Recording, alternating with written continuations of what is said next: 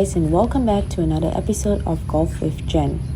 In today's video, I wanted to discuss how to play par 5s and par 3s, specifically here at Royal Selangor's Old Course First 9. However, I feel like these tips will most probably be applicable to a lot of par 5s and par 3s no matter where you're playing. So I hope you find some tips that's going to help you play par 5s and par 3s better for your next round of golf. Let's get started with the video.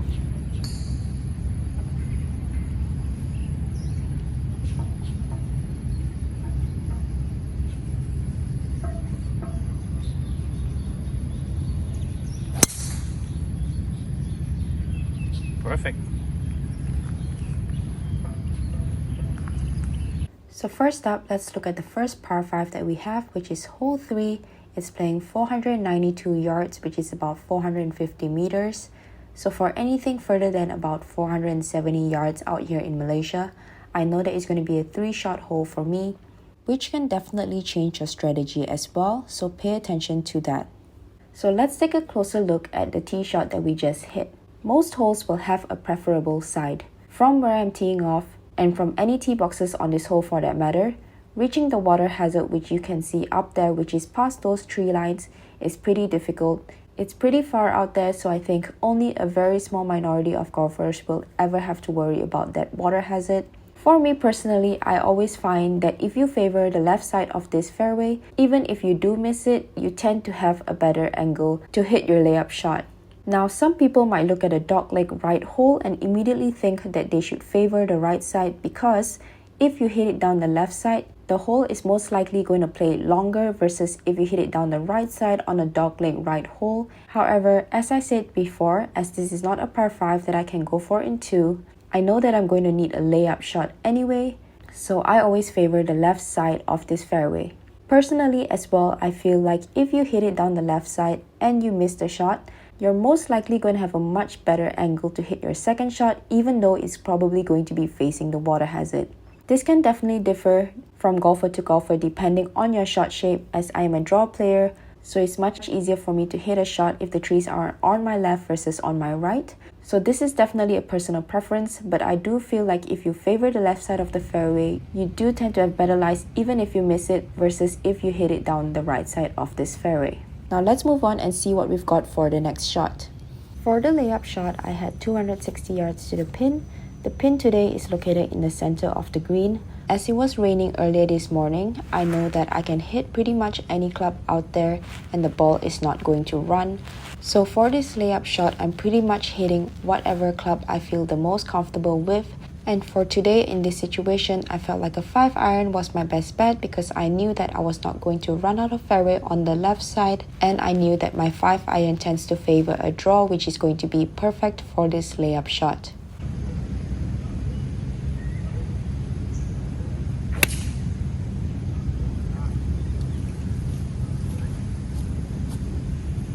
After the layup shot, I left myself with 113 yards to the pin. As I said before, the pin position today is in the center. The pin position on this green definitely plays a difference because if the pin is located all the way at the back of the green, there is a huge slope before that, so you do want to make sure that you get it past that slope to give yourself a better opportunity to have an uphill putt.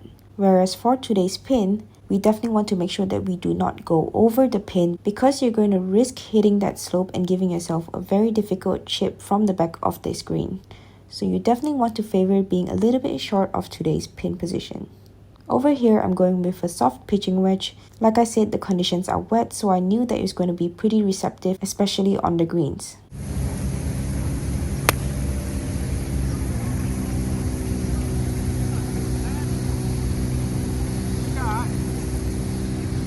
Over here, you can kind of see the slope that I was talking about previously. As you can see, today's pin position is just a few steps before that slope, so like I said, you want to favor being short of today's pin. For this green, if you want to be more specific, you do also want to favor the right side of this pin, especially today's pin position.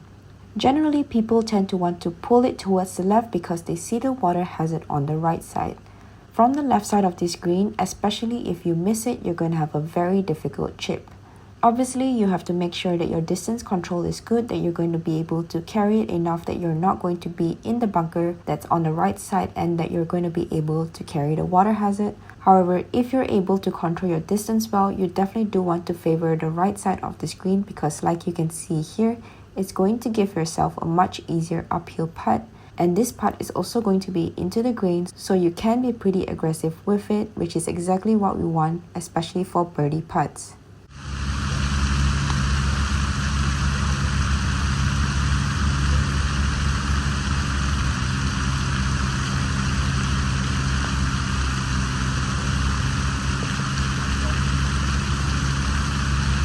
The next hole on this course, which is hole 4, is going to be this par 3, which is playing 138 yards from where I'm playing today. Similar to the previous hole, on this hole as well, you're going to want to favor being short of today's pin. Now, of course, from here it looks very daunting, because why would you want to be short? However, the pin position today is located in the center of the green, and again, if you go over, there is a big slope down the left side of this green. So very similarly to the last hole, you're going to want to favor being a little bit right and short of today's pin.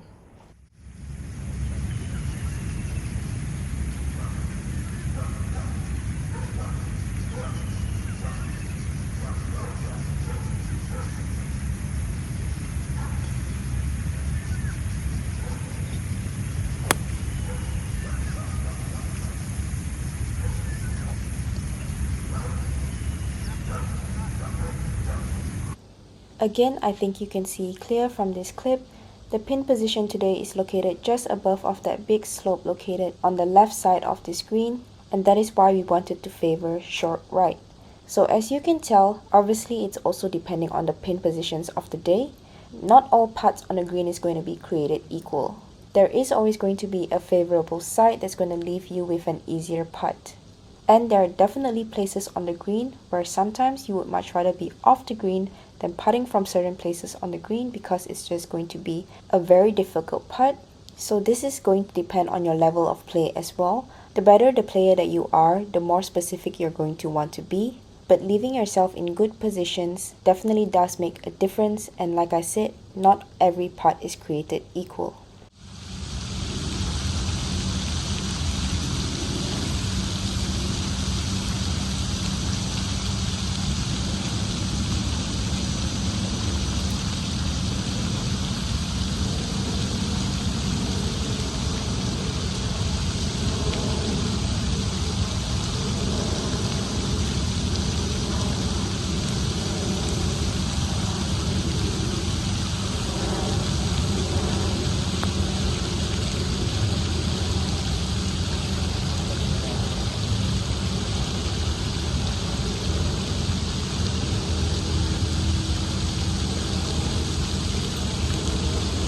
For the next hole, we have par 5, which is playing 457 yards. So for this hole, I can actually go for this green if I hit a good shot down the correct side of the fairway. So like you can see, there's a bunker down the left side and there are trees down the right side. But in order for me to go for this green, I pretty much have to hit towards the right side of that apartment building located behind those bunkers. I think you can tell, but that's a pretty narrow target, especially for a draw player.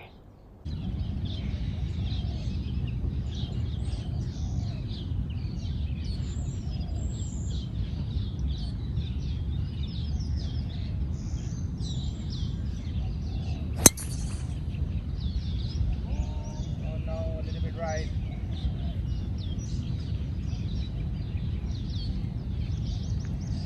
Okay. Okay, par 5.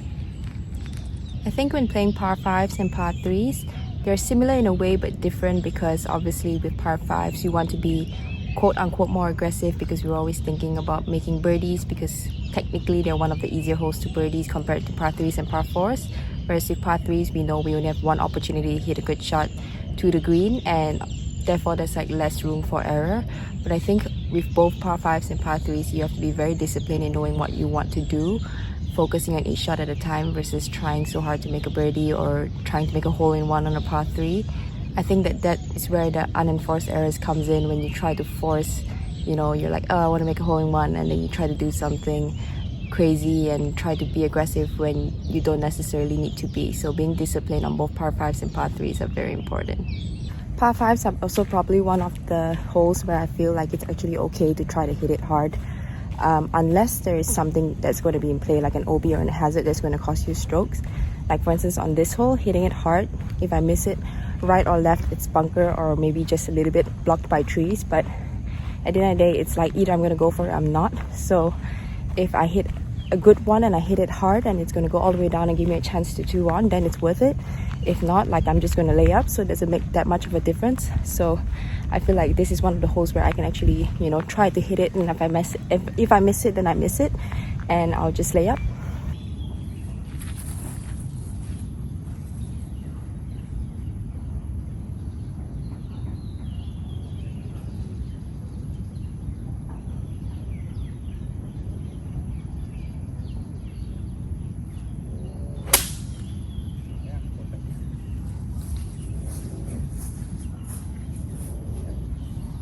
After the layup shot, I left myself with 95 yards to this pin.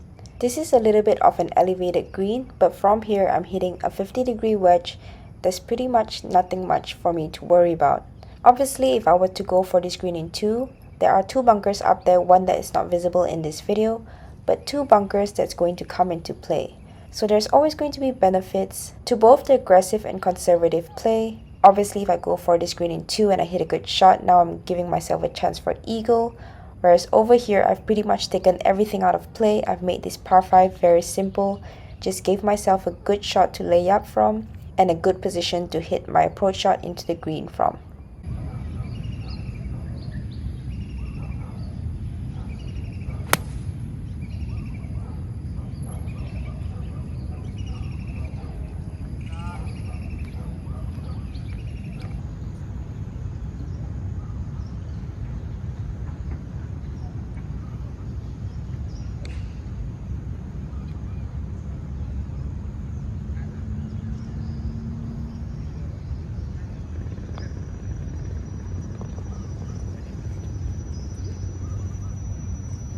So for our final par 3 of the day, it's playing 158 yards. This par 3 is pretty tricky because it is pretty elevated. Today's pin position is pretty much at the back of this green, so I know that I do have space short of it, and you definitely do not want to be over this pin. For that reason, I'm choosing to go with the 7-iron rather than the 6. I know I'm probably not going to be able to get a hole-in-one with this 7-iron, but I know that it's going to give me the best opportunity to have an uphill putt for birdie, and it's going to take away the risk of me hitting a 6, puring it and it going over the green.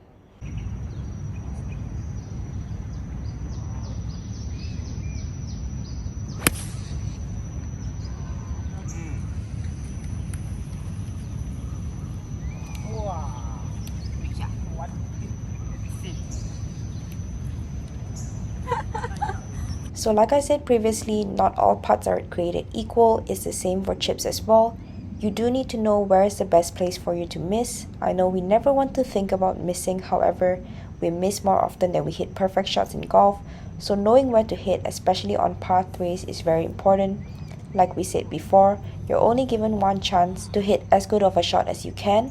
So if you do miss it, especially if it's a golf course that you're used to playing, make sure that you know where you can miss.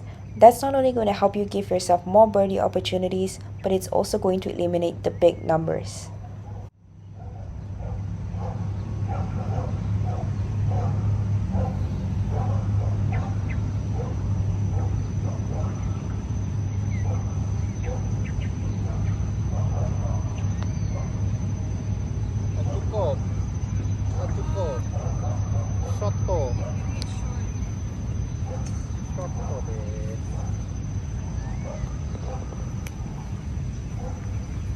So I hope this little video was informative for you guys and helps you guys play par 5s and par 3s, whether it be at RSGC or elsewhere better.